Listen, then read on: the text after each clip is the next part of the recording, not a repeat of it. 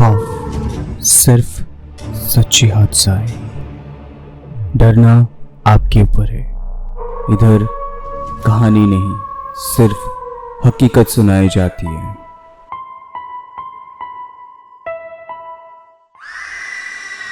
रुक जाइए, थोड़ी देर स्किप मत कीजिए, थोड़ी देर सुन तो लीजिए। आप लोग को ये पता चलेगा कि सुपरनैचुरल एंटिटी को लेके कैसे कैसे लोगों का एक्सपीरियंस है, क्योंकि मैं इधर लोगों का भेजा हुआ सच्ची हॉरर इंसिडेंट जो है वो मैं शेयर करता हूँ आप लोगों से। तो आप सुनिए, आप लोग को भी अच्छा लगेगा, और सुनने के बाद एक सब्सक्राइब और लाइक तो बनता ही है।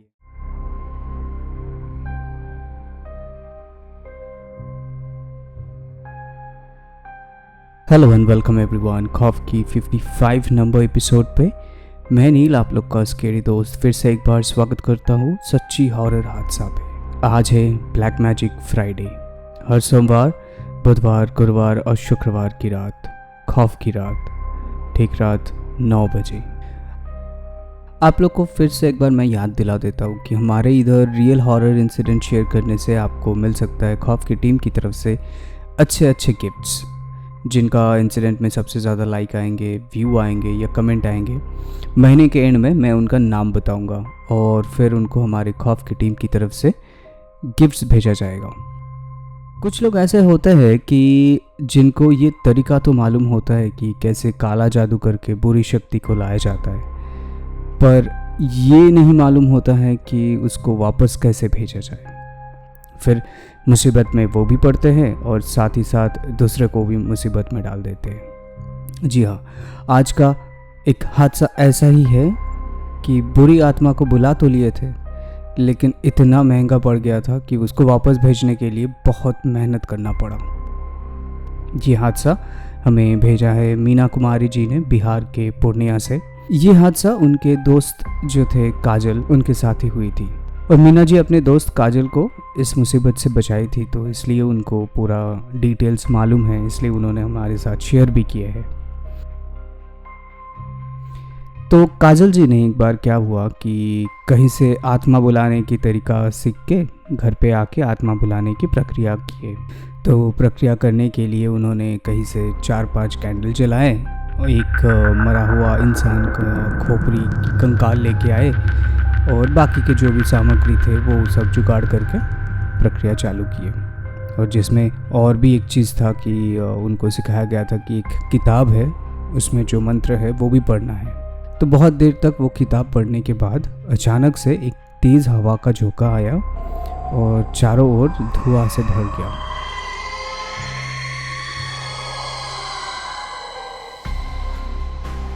और जैसे ही वो आत्मा आया तो आके पूरा तहस नहस करने लग गए।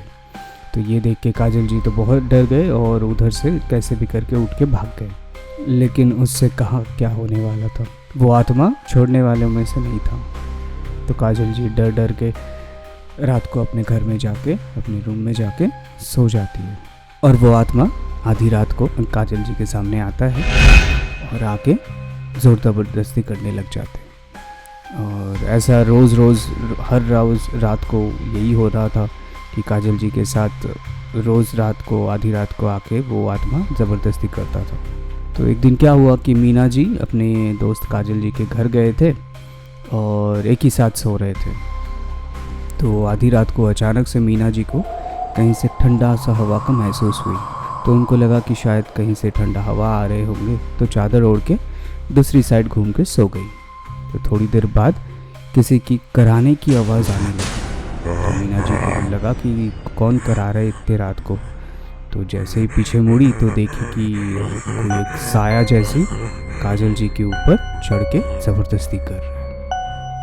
तो ये देख के मीना जी तो पूरा डर गए और कुछ नहीं सूझा उनको। तो उनको एक ही चीज़ सूझ रहा था कि तुरंत हनुमान चालीसा पढ़ने लग गई। तो वो आत्मा कैसे भी करके उधर से एकदम गुस्से में लाल होके चिल्ला के चली गई। फिर मीना जी ने क्या किया कि तुरंत काजल जी को लेके एक तांत्रिक बाबा के पास ले गए। तो फिर उधर उनको जाके मालूम होता है कि काजल जी ने ही उस आत्मा को बुलाई थी, और अब उसको इधर काजल जी के पास मज़ा आने लग गया वो आत्मा को। तो अब वो ऐसे तो नहीं जाने वाला था। तो जब तक वो काजल जी को अपने साथ भी नहीं लेके जाते, तब तक ये ऐसा होने वाला है। तो फिर मीना जी वो तांत्रिक बाबा को बहुत रिक्वेस्ट करके काजल जी को और तांत्रिक बाबा को लेके काजल जी के घर पहुंचते हैं। तो वो तांत्रिक बाबा ने भी काफ़ी मशक्क़त करने के बाद, बहुत देर तक कुछ पूजा पाठ करने के बाद वो आत्मा को भेज पाया जहाँ से वो आया था। उसके बाद से काजल जी जैसे पागलों जैसी रहती थी, हर किसी के साथ झगड़ा कर लेती थी, किसी से नहीं मिलती थी, और फिर ऐसे करते करते 1 साल बाद वो नॉर्मल हुई, पूरा एकदम नॉर्मल हो गई, और अभी तो वो एकदम नॉर्मल इंसान जैसे ही हो गई है। तो देखिए, इसीलिए मैं आप लोगों से बोल रहा था कि कोई भी आत्मा को बुलाना तो आसान है, लेकिन अगर आपको उसको कंट्रोल करना या वापस भेजना का तरीका नहीं मालूम है, फिर ये सब मत करिए, नहीं तो आप ही का नुकसान होने वाला है। अभी चलते हैं दूसरी हादसे पे, जो कि हमें भेजा है शरद मिश्रा जी ने यूपी के सीतापुर से। ये हादसा उनके साथ ही हुआ था 1 साल पहले, जब वो एक बार अपने रिश्तेदार के घर गए हुए थे।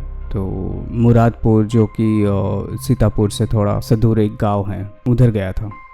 तो एक दिन क्या हुआ कि सब अपने भाई बहन मिल के नाइट के शो देखने गए थे, और वापस घर आते आते रात के लगभग 9:30 पौने 10 बज रहा था। ऐसे ही बातचीत करते करते आ रहे थे, बस सिर्फ रेलवे फाटक क्रॉस करते ही उनका घर आ जाता है।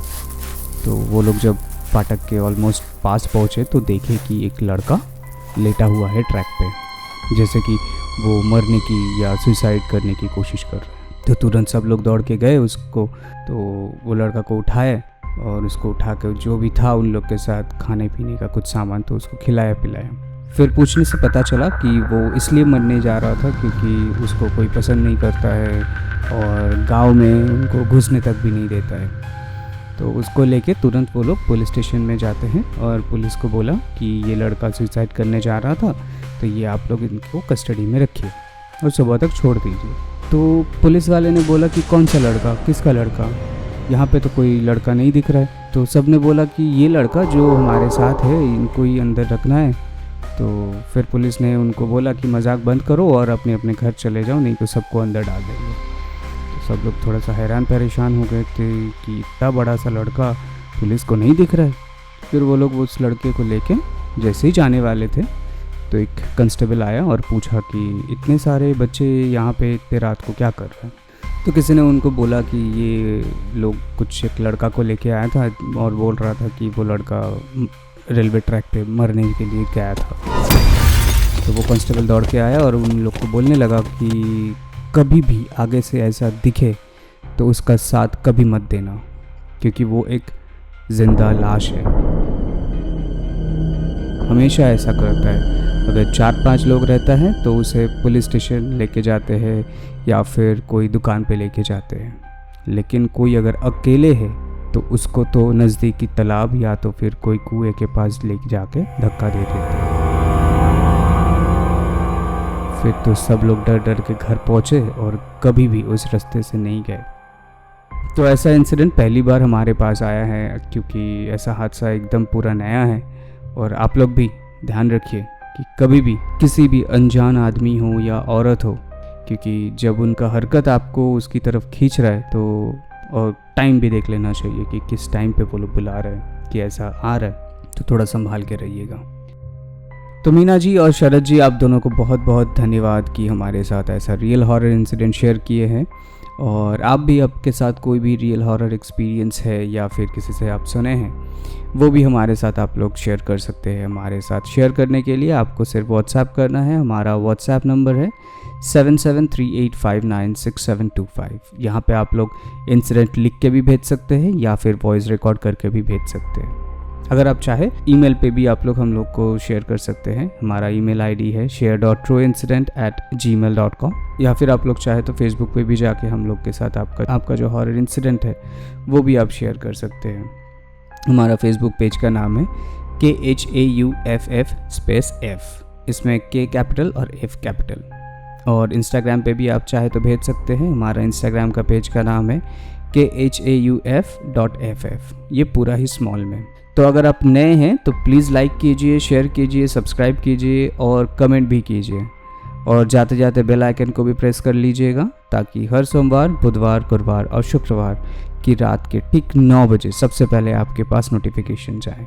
चलिए मिलते हैं अगले हफ्ते एक नया एपिसोड पे खौफनाक मंडे, ठीक रात 9 बजे। और आप लोग भूलिए मत इंसिडेंट भेजना। तब तक के लिए बाय, गुड नाइट, शब्बा खैर, take care and stay safe.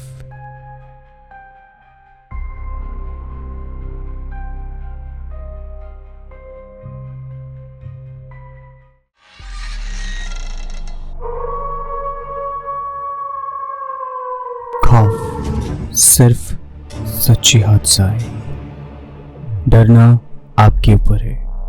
इधर कहानी नहीं, सिर्फ हकीकत सुनाई जाती है।